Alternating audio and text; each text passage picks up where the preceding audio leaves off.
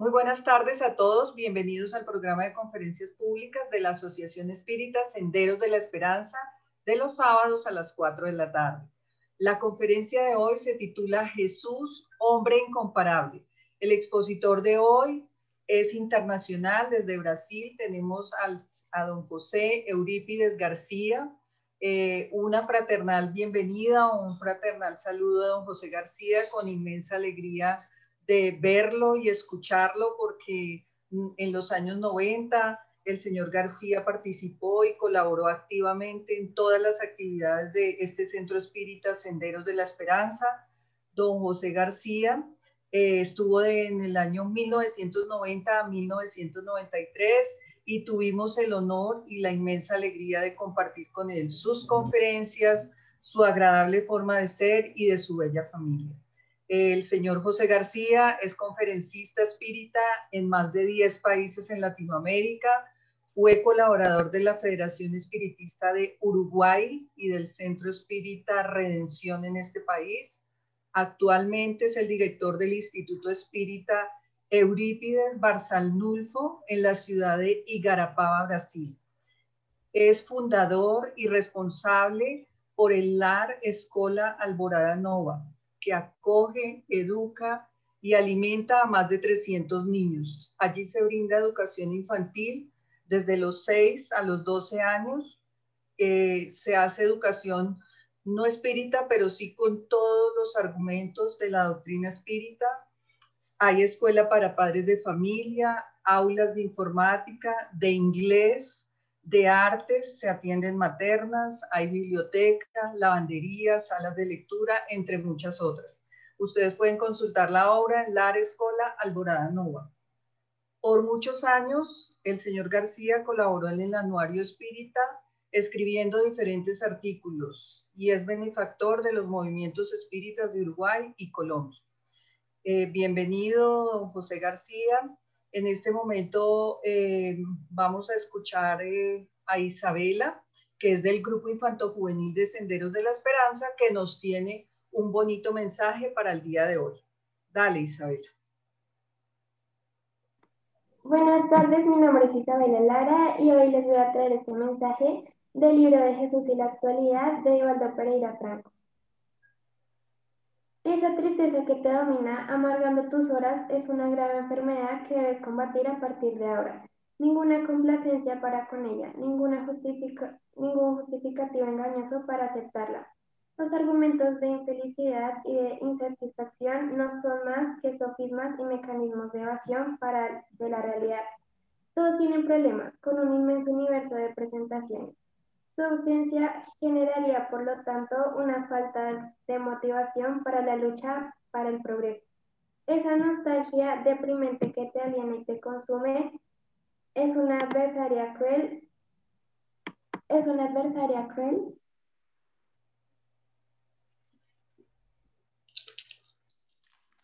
A la que te entregas libremente sin reacción, ampliando su campo de dominio a medida que le cedes espacio. Sea cual fuera la razón fundamentada en acontecimientos actuales, debe transformarla en una bendición que te invite a la reflexión y no al desánimo. La tristeza es un morbo perjudicial para el organismo, es peste que te consume la vida. Todo alrededor tuyo es un himno de alabanza, de alegría, de gratitud a Dios. Fíjate bien. Gracias. Muchas gracias, Isabela, por este mensaje del libro Jesús y la actualidad. Y pues vamos a hacer una pequeña oración para que nuestro expositor inicie. Cerramos los ojos, vibramos todos unidos en este momento para darle gracias a Dios por la conferencia de hoy. Gracias, Señor, porque vamos a recordar al Maestro Jesús, que es nuestro modelo y guía en este planeta. En el día de hoy pedimos sabiduría, inteligencia, para que estos conocimientos permitan que nosotros seamos seres integrales, seres con una madurez emocional, física, espiritual, que nos permitan ponernos a la orden en este momento de la transformación planetaria. Permite Dios que estos conocimientos lleguen a toda la humanidad y nosotros como espíritas podamos transmitirlos en la familia, en los lugares donde nos encontremos. A los guías espirituales de esta labor pedimos iluminen a don José García, lo imanten para su exposición, que sea acompañado por el mundo espiritual superior, y quedamos en esta bella conferencia. Adelante, don José. Buenas tardes, queridos amigos, companheiros da doutrina espírita. Que Jesus, o Maestro incomparável, pueda nos acompanhar e acompanhar a cada de vocês que estão em seus hogares nesta tarde e noite de hoje. É um prazer estar aqui, especialmente junto a companheiros de senderos que marcaram nossa vida de uma maneira muito especial e que aún permanecem em nossos corações.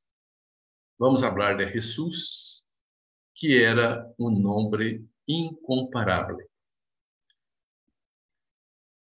Luego, después del desencarne, de la muerte de Jesús, os cristianos, que entonces eram chamados de hombres del camino, solamente adotaram o nome de cristianos por sugestão de Lucas a Paulo de Tarso.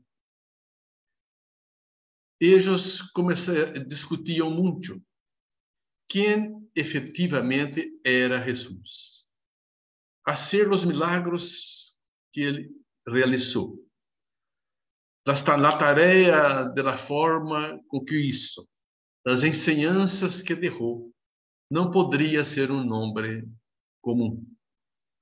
E nas discussões evolucionaram, chegando-se então à conclusão de que Jesus era realmente diferente, distinto de los homens conhecidos.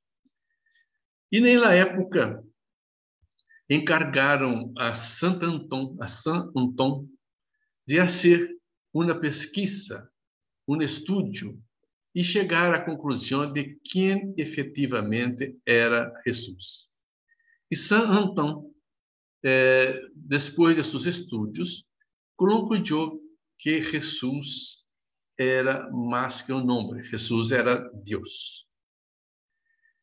E então, começou um movimento dentro do cristianismo,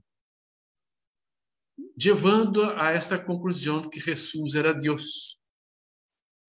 Hasta que, no ano 313, o Império Romano adota o cristianismo como religião oficial do Império Romano. E havia já por esta época o movimento arianista. Os arianos não acreditavam que Jesus fosse Deus. E convocou-se o primeiro concílio ecumênico de Constantinopla, e o tema central era quem era Jesus.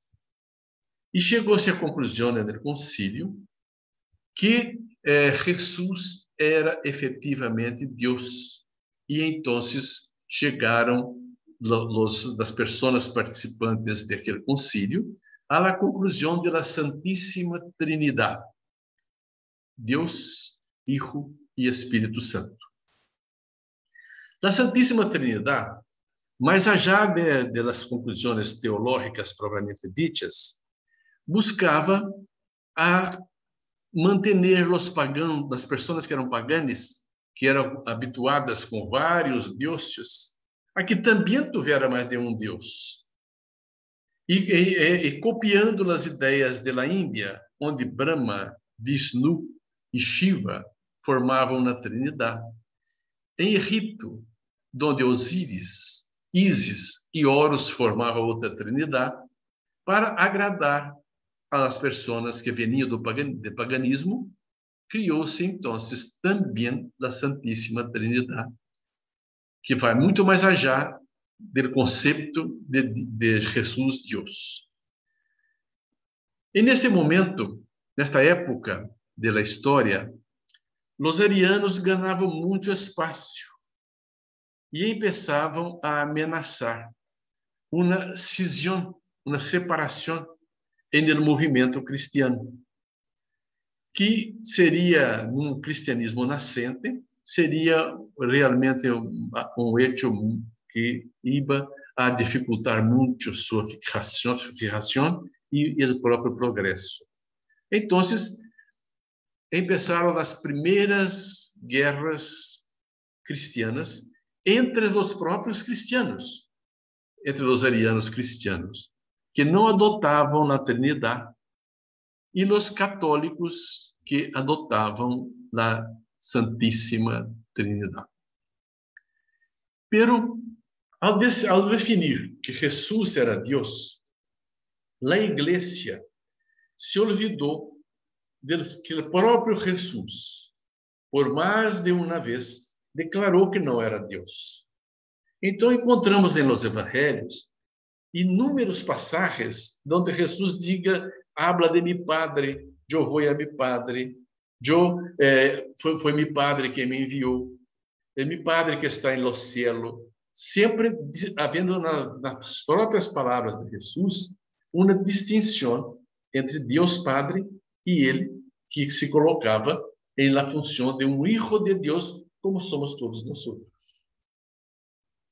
Esta posição do maestro foi olvidada, mas talvez a mais eloquente afirmação de Jesus, que ele não era Deus, é quando ele ressuscita e encontra com Maria de Magdala. E Maria, entusiasmada, feliz, vai ao seu encontro para abraçá-lo. E Jesus disse, não me toques, porque aún não fui a mi Padre. Ora, isso deixa muito claro que o Padre era uno e Jesus era Hijo. O Padre era Senhor, era Deus Criador do universo.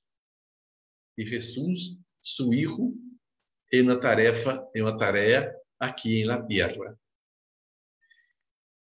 O tempo continua sua marcha, sua rueda sucessiva, e depois de terminar com as lutas entre os arianos e os católicos de Roma, começou-se então a criar em torno de Jesus uma situação que ele passou a ser praticamente inacessível para os homens. O Evangelho de Jesus não poderia de forma nenhuma ser lido por as pessoas comuns. Solamente aqueles que eram clérigos, que tinham hierarquia dentro da igreja, poderiam ler os evangelhos. E tudo era exclusivamente em latim.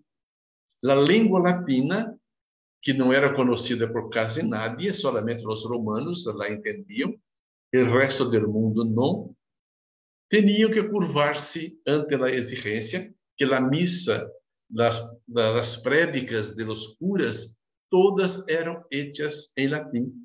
E o povo em si não sabia falar e nem entendia aquilo que estava sendo dito. E então isso generou um distanciamento entre Jesus e o povo, que solamente oíam falar, solamente conheciam o dogma, pero jamais tinham acesso à informação correta, informação verdadeira. E os intelectuais católicos desta época começaram a generar uma oposição a esta situação. Queriam um Jesus que hablasse com o povo, um Jesus que o homem comum tuviera acesso a suas enseñanças. E então, no ano 1415, em Praga, surge a figura de Jean Hus. Mais tarde, 5 séculos depois, reencarna como Allan Kardec. Pero Jean Hus, ele defendia a tese de que o Evangelho deveria ser escrito e leído na língua de cada pueblo, de cada país. E isso, para a igreja, era algo terrível, era algo impossível de se realizar. Então, a igreja hace tenta de todas as formas cambio na figura de Jean Hus. E ele é invitado para ser o gestor, o padre gestor da igreja del Castillo, uma igreja muito grande, existente até hoje, na cidade de Praga, que foi construída dentro do castillo do rei da República Tcheca, naquele país. Naquela época não era a República Tcheca, tinha outro nome, por supuesto. E Jean Hus se recusou terminantemente a ir para a igreja, preferindo quedar em sua capilla sencilla, que era chamada Capilla de Belém, na cidade de Praga, em onde ele estava muito cerca de seus fieles. E isso para a igreja foi o toque que faltava, porque era impossível um homem se recusar a ir para a igreja mais grande e mais importante do país. E Jean Hus dizia que a igreja do Castillo era muito rica, tinha muitas riquezas e que Deus não precisava disso.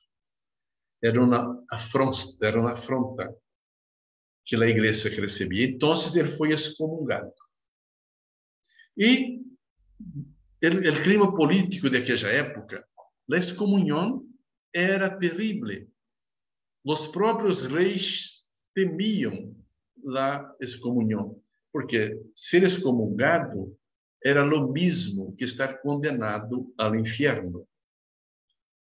Mas era necessário calar na boca de Jean Hus. E então, ele foi invitado para participar, em 1415, de um concílio ecumênico de Constança. E ele não queria ir, porque tinha medo. Pero o imperador da Bavária, hoje a República Tcheca, lhe dá um salvo-conduto para que ele vá ao concílio com todas as garantias. Chegando já, ele imediatamente, seguindo a Constança não era nem na República Tcheca, quedava na Alemanha, ele foi preso e o rei da Bavária, Guilherme, quis fazer força de seu salvo-conduto, porque esse salvo-conduto foi dado com o permisso do Papa. Pedro foi ameaçado de excomunhão.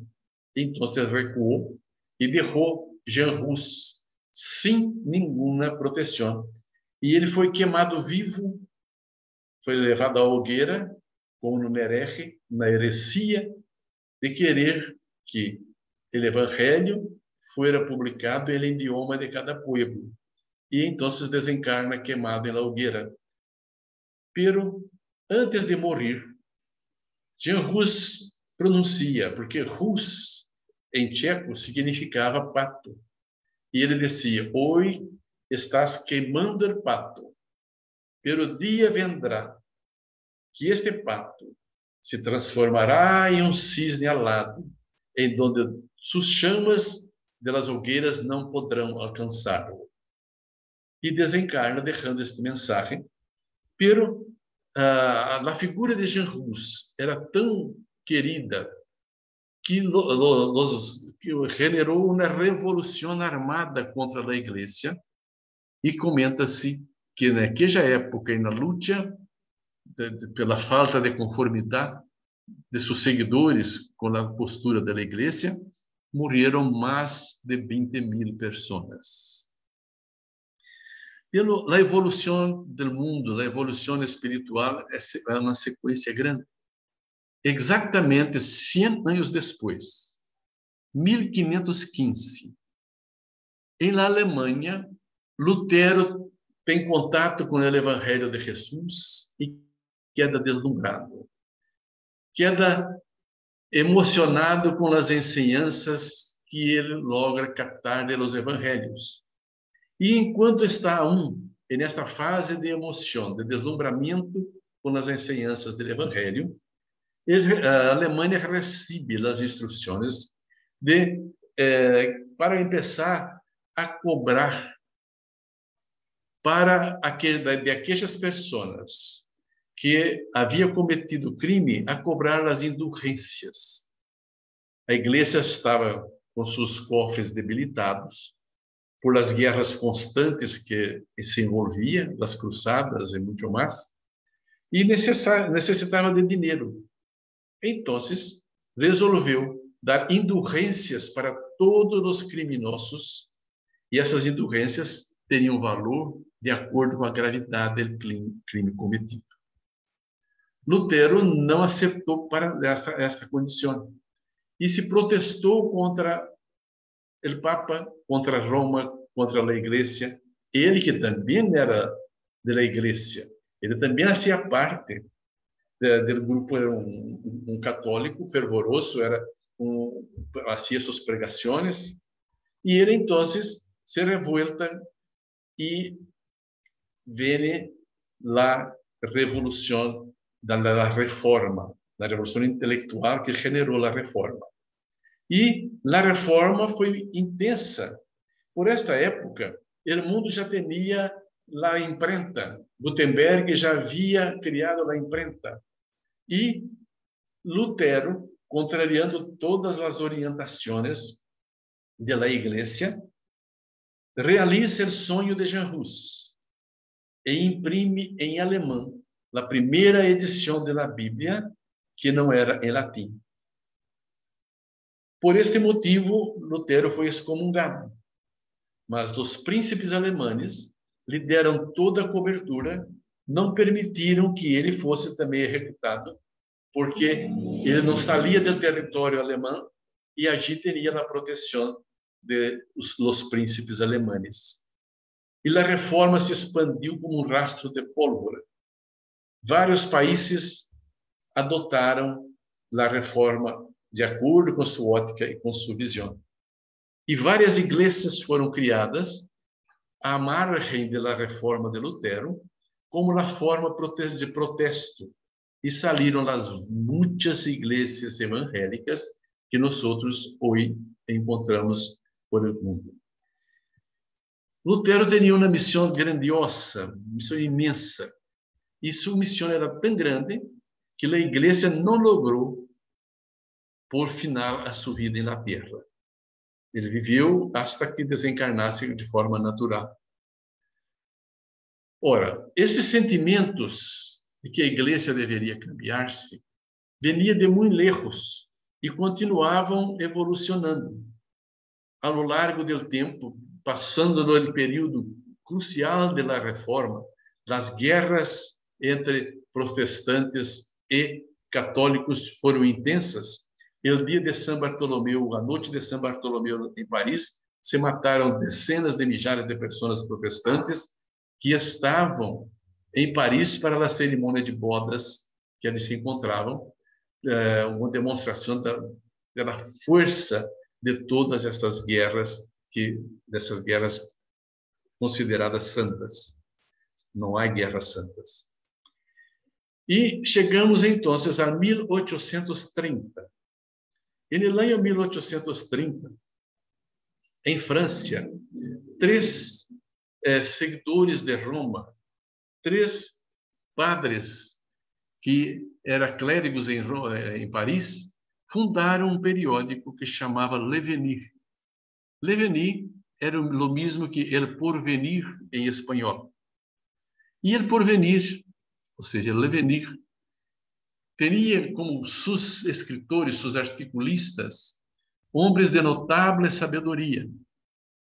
E estes homens, então, começaram a defender a tese de que Deus e liberdade eram praticamente a mesma coisa.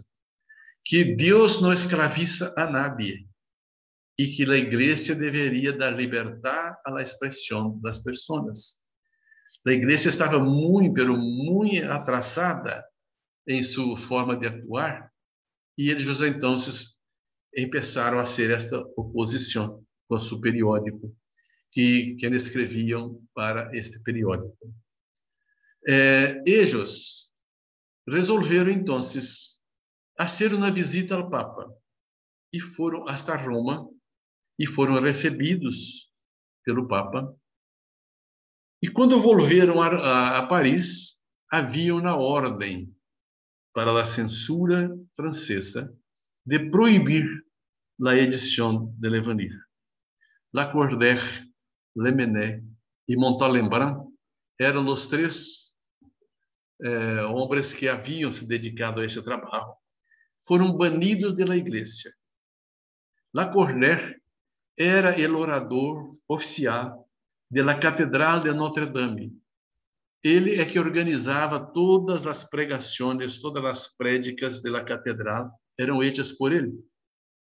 Lamennais era deputado e também era católico, atuando nas igrejas de Paris.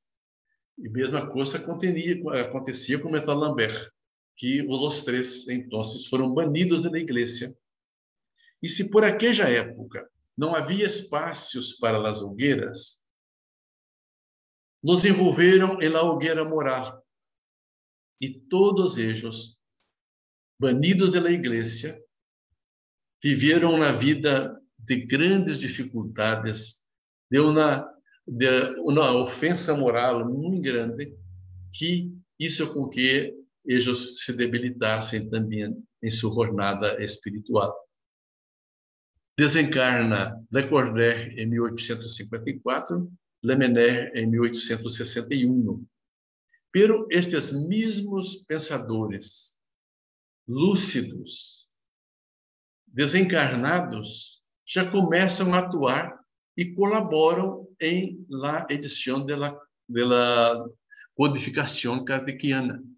Encontramos de Lacordaire 3 mensagens no Evangelho segundo o Espiritismo: el bien y el mal sufrir, el orgullo y la humildade, e los bienes terrestres, la vinculação com os bienes terrestres. Lamennais responde à pergunta 15 do capítulo 11 do Evangelho segundo o Espiritismo, se vale a pena se sacrificar por uma pessoa que é reconhecidamente um malhechor.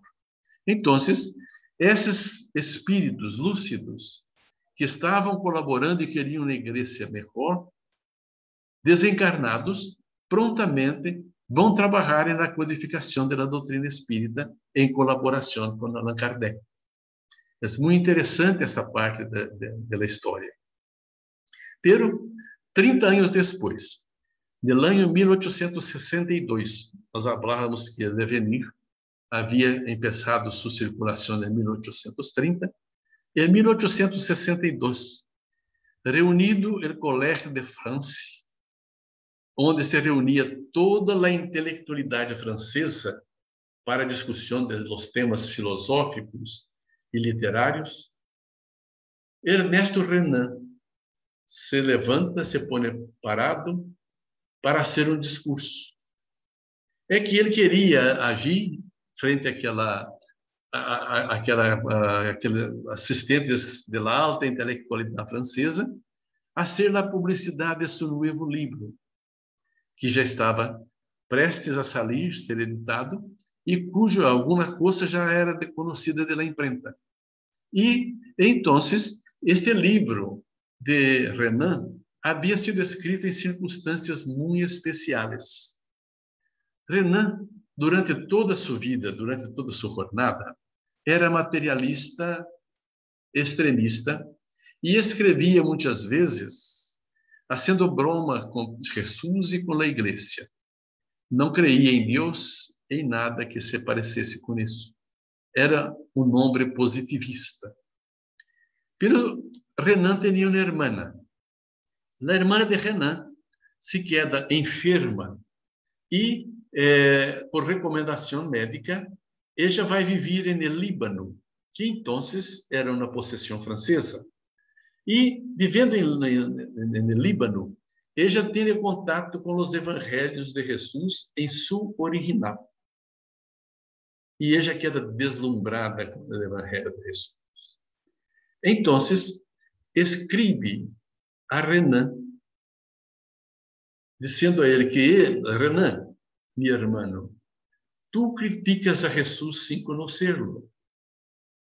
El día que tú o conocer, se deslumbrará por él. El Cristo, el Jesús que tú criticas, no es el Jesús de Nazaret, es el Jesús que le pasaron, el Jesús que le transmitieron con los errores de traducciones y las modificaciones hechas a intereses de la iglesia. El Jesús que tú conoces é um nombre preso en el dogma. Você é professor na Sorbonne, é professor de hebraico. Então, adquira os evangelhos em hebraico e depois de lerlos, eu estou segura de que tu também se apaixonará por Jesus. É tão veemente a carta de sua irmã que ele se decide a comprar os evangelhos com todo o seu ceticismo e ler-los. E depois de ler-los, decide escrever sua obra monumental, que é A Vida de Jesus.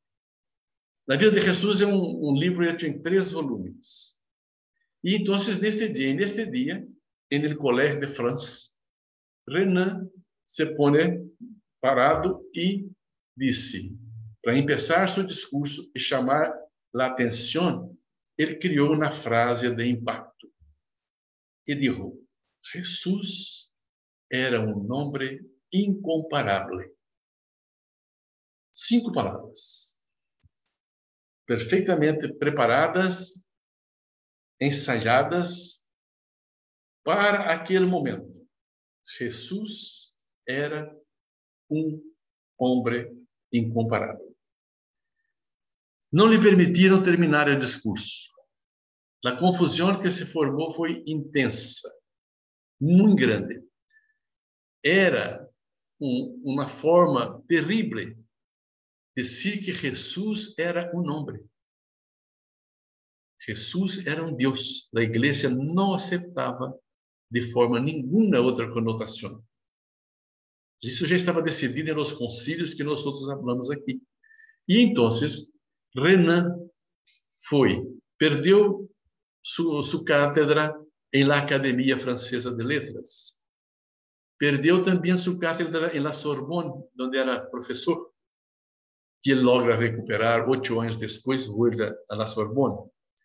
Pero foi assim uma situação realmente de um ataque da igreja muito forte sobre Renan. E Allan Kardec, que por esta época escrevia seus livros, ele não podia passar desapercebido este momento. Então, em obras póstumas, ele pergunta aos espíritos: qual será a repercussão da obra de Renan?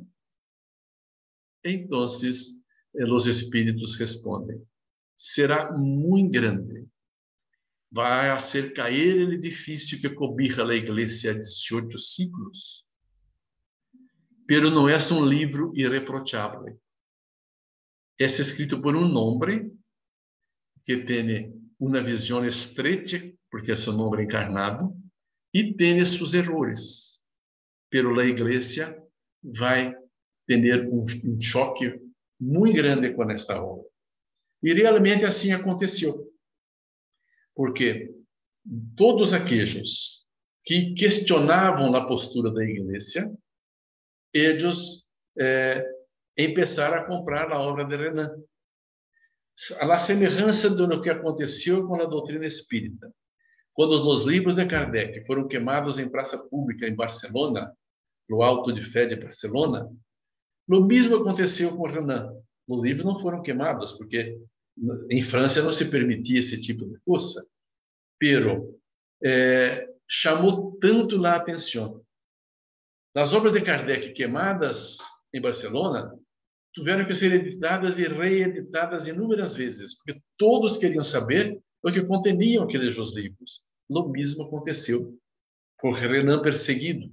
De tal forma, isso com que as pessoas se interessassem muito mais por seu livro. Então, se Jesus não é Deus, ¿Quién es Jesús? Jesús, quando Emmanuel, no livro A Caminho de la Luz, nos ensina e nos disse que Jesús hace parte de la comunidad de los espíritus puros. E esta comunidad supervisiona, caminha por el universo a pedido del Criador. E que Jesus é um de seus membros. Esta comunidade de espíritos, ella se reuniu nas proximidades da Terra 2 vezes. Emmanuel nos disse isso no livro A Caminho de la Luz, que é editado por Elite também, está em espanhol, em sua 5ª edição. Que Jesus, como membro deste equipo, este equipo se reuniu nas proximidades da Terra 2 vezes. A primeira, quando a Terra aún era matéria em ignição, para decidir sobre os pródromos da vida terrestre. Ou seja, havia que decidir agir tantas coisas, como deveria ser a vida na Terra, inclusive aquele distanciamento que já pelota de fogo ia se localizar, aquele distanciamento do Sol, para permitir a vida como nós outros a temos hoje. E se reuniu por la segunda vez, quando Jesus ia bajar a la Terra para sua encarnação, para a educação do homem.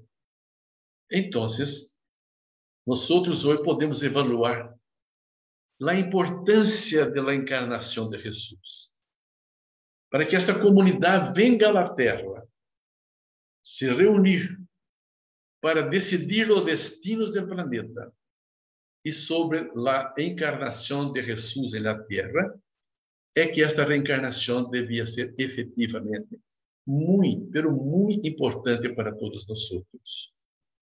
E ela foi tão importante que dividiu a humanidade antes e depois de Cristo. E hoje temos na Terra aproximadamente 3.000 milhões de cristianos, todos reunidos em nome de Jesus.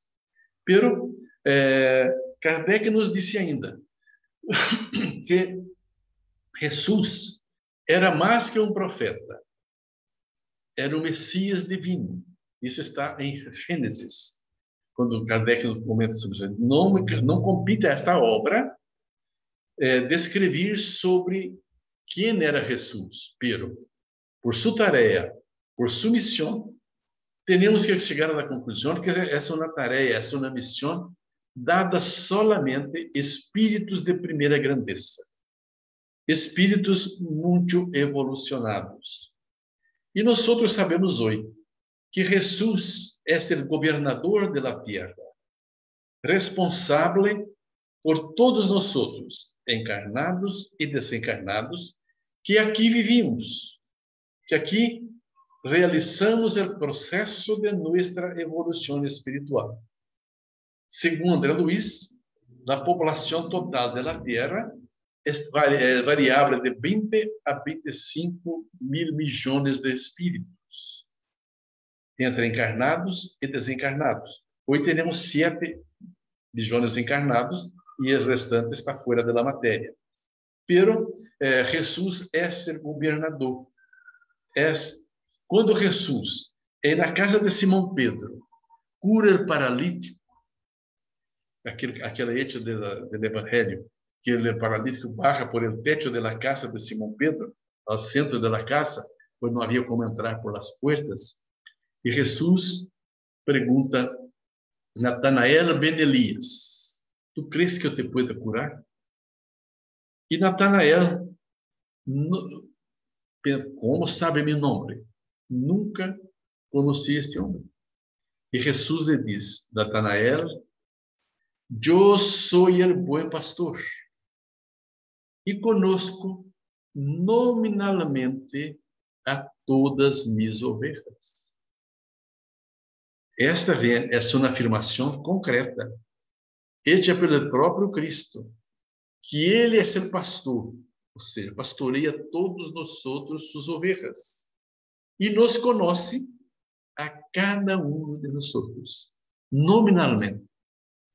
Jesus sabe que eu sou José, sabe que tu és William, tu és Liliane, e assim sucessivamente. É muito bonito nós sabermos disso, que Jesus nos conhece nominalmente.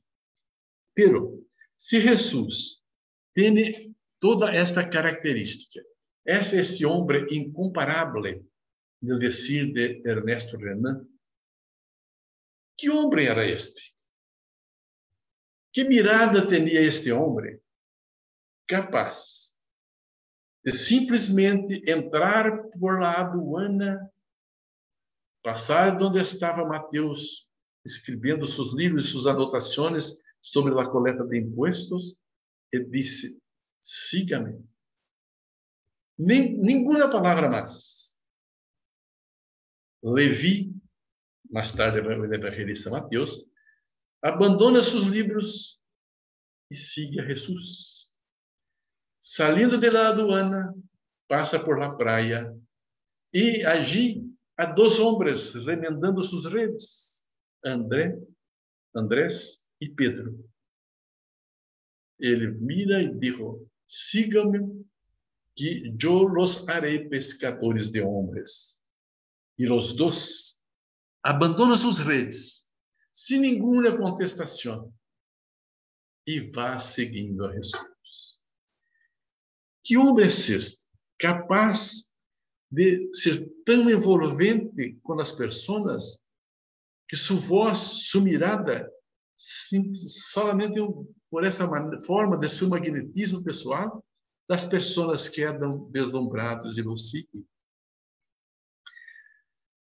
Nós miramos no livro, há 2000 anos, que o orgulhoso senador Publio Lentulus, em uma pequena carretera, se encontra com Jesus, e ele, que era um senador romano, que tinha um orgulho de sua classe muito grande, se põe de rodillas, sem nenhuma palavra, e depois escreve a César, hablando que é o homem mais maravilhoso que já viu em sua vida. Lo descreve com sua mirada, com seus cabelos, e conclui desta forma: que homem é este, que uma pessoa enferma de um sangramento que os médicos não conseguiram sanar, toca em sua túnica e imediatamente o fluxo sanguíneo se seca. E ele vuelve e pergunta: quem me tocou? E os apóstolos, maestro, há tanta gente que todos nos tocam por todos os lados. Pero não. Ele sente o fluxo de seu magnetismo em direção àquela mulher enferma, e ella queda sanada. Que homem é este que, em uma simples conversação com Maria de Magdala, hace com que ela deje sua vida de lujo, de placer, deje sua mansão cheia de baús com riquezas das mais variadas, para se transformar em uma cuidadora de leprosos en el Valle de los Leprosos em Jerusalém. Que homem é este que, em uma entrevista com Juana de Cusa, promove uma transformação tão grande naquela mulher, que era uma mulher rica, esposa de um homem rico, que ela se transforma em cristiana, e muitos anos depois, já viejita em Roma, ela é levada à cruz. E o carrasco chega para prender as chamas de sua hogueira. Ele diga: abjura Jesus e ganharás a vida. E antes que ella contestara, seu filho, que está preso na cruz ao lado, diz: mamá, por amor de Deus, abjura Jesus, sino por ti, que já és vieja, pero por mim, que sou jovem. Abjura Jesus, mamá. E ella disse: não, meu filho, não pôde abjurar a Jesus. El carrasco, então, prende na hogueira de seu hijo, e quando prende na de ella, diz: mulher, este é su Jesus. Solamente ela ensinou a morrer? E ella contesta: não. Ele também me ensinou a amar-te. Que homem é este que o perseguidor de cristianos, Saulo de Tarso, lo contempla em las cercanias de Damasco e com sua simples mirada, aquele homem poderoso que tinha nas mãos o poder, tomba de sua cavalgadura e simplesmente pergunta: quem eres tu, Senhor? Eu sou Jesus, a quem persigues. E pai Saulo de Tarso simplesmente contesta: que queres que eu haga? E desde esse momento surge a figura maravilhosa de Paulo de Tarso, que sem Pablo de Tarso, nós outros hoje não seríamos cristianos. Então, talvez, esse diálogo de 2, 3 frases é o diálogo mais importante da história da humanidade. Que homem é este que solamente pronunciando a palavra amor, hace com que, segundo cálculos oficiais, cerca de 1 milhão de pessoas, ébrios de emoção, barram ao circo para serem crucificados, para entregar suas vidas em nome desse homem. E quase todos cantando, felizes por morrer em nome de Jesus. E naqueles tempos em que as pessoas tinham orgulho de se entregar, de morrer por Jesus, encontramos um homem de Antioquia, Inácio de Antioquia, que também, como líder da igreja de Antioquia, vai para o sacrifício. E quando é atirado a los leones, hechos animais devoram todos os que estão no círculo. Não a Inácio. E Inácio queda, então, lamentando, sofrido. Ni Jesus me quiso. Não quis o meu sacrifício. E os seguidores de Jesus daquela época, que veniam do sacrifício, a grande oportunidade de redenção, começam a falar que Inácio foi recusado por Jesus. Então, Jesus, uma noite, vem a Inácio e diz: não, Inácio, não recusei seu sacrifício. Eu necessito muito de ti aqui na terra. Não necessito de tu muerto. Quero tu vivo. Ensina às crianças. Empiece a evangelizar os ninhos. E talvez tenhamos aí o primeiro evangelizador de ninhos da história da humanidade, Inácio de Antioquia. Que homem é este que, estando na cruz, diga: Padre, perdona, eles não sabem o que fazem. És realmente um homem incomparável. És o maestro que disse a nós: venid a mim, todos vosotros que estáis fatigados, que eu los aliviarei. Então, a invitação do maestro está para que possamos ir hasta ele, e ele vai nos abrigar, irá nos acolher, sanar nossas heridas. É a este maestro, este homem incomparável, este governador do planeta Terra, que todos nós outros devemos referenciar como um nome incomparável, que igual a ele nunca existiu, nem existirá mais na face da terra. Um abraço para todos vocês. Muitas graças por la invitação. Muitas graças por este momento de estarmos juntos nesta live. Gracias. Bueno, muchísimas gracias a don José García. Tenemos más de 50 conectados. No la escucho. ¿No? No sé. Isma, ¿me escuchas? Sí, te escuchamos, Lili. Ok. Bueno, entonces para Facebook tenemos más de 50 conectados en Bogotá, Madrid, Mosquera, Zipaquirá, Facatativá, Cartagena, Santa Marta.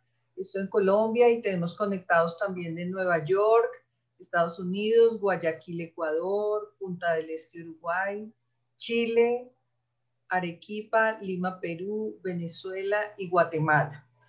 Y por acá tenemos una pregunta para nuestro expositor de Rubén. Pregunta, Jesús, Cristo, vino a la tierra a implementar el reino de Dios en el corazón de los hombres. ¿No escucha? Escucho. Ok. A través de su dulce mensaje del amor. Entonces, ¿por qué su enseñanza aún no se ha comprendido en su totalidad? ¿Por qué se ha utilizado de acuerdo a los intereses de unos pocos en perjuicio de otros? Mi hermano, nosotros tenemos el libre albedrío, que Dios respeta nuestra voluntad, porque tenemos el libre albedrío. Entonces, las enseñanzas de Jesús son la base de la renovación del ser humano. Todo aquel que sigue el amar al prójimo como a ti mismo, primeiro el amor a Dios, a uno mismo y al prójimo, está en el camino para su redención, para su evolución. Pero Jesús não nos força, não nos obriga a hacer isso. Por el libre albedrío que temos, podemos ou não realizar a tarefa. E decidimos por não realizá-la. Então, sofrimos as consequências, reencarnamos muitas vezes, hasta chegar o dia que nós vamos efetivamente a ser a implantação do reino de Deus na terra. Porque muitas vezes as pessoas vivem como que tentando conquistar o cielo, pensando que vão morrer e irão para o céu. O importante, meu irmão, é hacermos o cielo aqui na terra, por nossas ações, pela nossa conduta. E aí sim estaremos todos felizes. A tarefa de Jesus foi hecha. Compite a nós outros seguir-lo ou não, segundo nosso livre albedrío. Quando você frequentou a escola, seu maestro ditava classes. Havia alunos que recebiam as classes e alunos que não as recebiam. A vida hoje demonstra para todos estes a situação que está cada um. É o mesmo na vida espiritual. Muchas gracias. Aquí hay otra pregunta. ¿Cuál debe ser la principal función o tarea de la doctrina espírita con respecto a la difusión de las enseñanzas de Jesucristo en la tierra en su verdadera pureza? ¿Podría repetir? Yo no escuché bien. Aquí Rubén nos pregunta, ¿cuál debe ser la principal función o tarea de la doctrina espírita con respecto a la difusión de las enseñanzas de Jesús en la tierra en su verdadera pureza? Emmanuel nos diz que a caridade mais grande que podemos fazer em nossa vida é divulgar a doutrina espírita. Ensinar a doutrina, divulgar a doutrina espírita não é só fazer charlas, conferências, é você ter na vida conforme lo recomienda a doutrina espírita e o Evangelho de Jesus. Então, quando cada um de nós espíritas tenemos uma vida que esteja de acordo com estas enseñanças, estaremos fazendo a tarefa que nos foi recomendada por Jesus. Então, vamos repetir a enseñança de Emmanuel. A caridade mais grande que você pode fazer é divulgar o Espiritismo. Qual é a tarefa mais grande do Centro Espírita? Ensinar o Espiritismo. Às vezes as pessoas pensam que a tarefa mais grande do Centro Espírita é dar passes, é fazer curas, sanações. A tarefa do Centro Espírita é ensinar a doutrina espírita. E, ensinando a doutrina espírita, vamos a repetir, cada um tem seu livre-albedrío, pero o Centro Espírita está cumprindo sua missão e haciendo a enseñanza de la doutrina. Bueno, muchas gracias. Pues gracias a nuestro expositor por esta maravillosa charla, disertación sobre Jesús, hombre incomparable. Gracias por esa narrativa que nos llevó a encadenarnos de año en año y comprender esta de verdad bella travesía de Jesús y cómo es nuestro espíritu rector en el planeta Tierra. Pues damos gracias a todos los que participaron hoy de esta reunión. Pues le pedimos al señor José García nos haga la oración de cierre y pues saludos de paz y armonía para todos los que se unieron a esta bella conferencia. Entonces, agradecemos su oración de cierre, señor García. Eu agradeço muitíssimo a oportunidade de estar aqui com vocês. Agradeço muitíssimo a todos que deixaram seu labor para escutar-nos. Que Jesus bendiga a todos. Vamos orar, então. Maestro Jesus, com infinita alegria, nós te agradecemos pela oportunidade que nos foi concedida nesta noite de hoje. Te agradecemos, Senhor, pelos amigos que nos reencontramos. Te agradecemos pela proteção e te rogamos, Senhor, que nestes momentos tão difíceis para a humanidade, tenhamos a fé, a esperança, que dias melhores nos aguardam e que cada um pueda dar sua colaboração para que este planeta se transforme e muito pronto seja aqui um reino de paz e de felicidade. Muitas graças, Senhor. Mantenha-nos a todos bajo tu proteção, bajo tu luz, para que nossos caminhos sejam sempre iluminados e tenhamos a direção correta a seguir. Muchas gracias. Muchas gracias a todos los asistentes, invitados el próximo sábado a las 4 de la tarde. Saludos de Senderos de la Esperanza, de paz, amor para esta semana y nos veremos el próximo sábado. Mil gracias, hasta luego.